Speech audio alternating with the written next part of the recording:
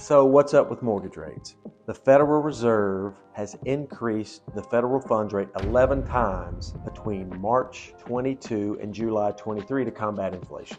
The reason why is that by raising the federal funds rate, the Fed makes borrowing more expensive, which discourages people from borrowing aggressively. This also encourages people to spend less and to save more as banks' saving rates increase. The net effect is less money circulating in the economy, which increases supply so that prices come down and reduces inflation to a level that the Fed deems manageable. Since the rate increases ended in July of 23, the Fed has become data dependent as to when they're going to start to drop rates. The main three components that they look at are the monthly jobs report, the monthly CPI and PPI inflation reports, and monthly consumer spending. The Fed has a 2% inflation target that is based on the Fed doctrine that 2% is the sweet spot for inflation, low enough to be comfortable for consumers, but relaxed enough to allow the economy to thrive. 3 reports have hurt mortgage interest rates this month alone.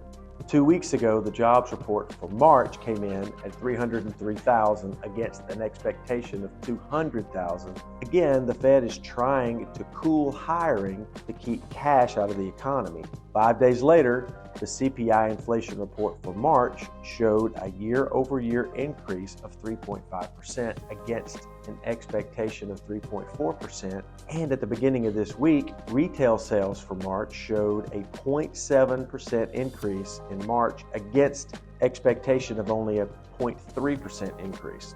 These reports have pushed the Fed's expectation of a rate cut from June now to possibly July or even as far out as September. Mortgage interest rates have risen closer to the mid-sevens as a result. However, mortgage rates are expected to decrease later in the year as inflation slows and the Fed lowers rates and the economy weakens.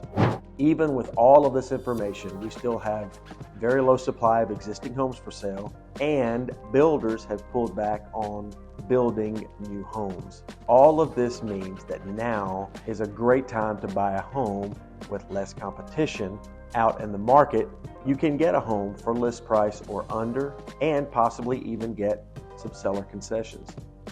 4 to 5 million buyers flood the market with every 1% in interest rate drop, which is only going to increase demand and make homes more expensive. So call us and get pre-approved to see what you can afford and get with a realtor, and don't wait. We're always here for you, and we hope to hear from you soon.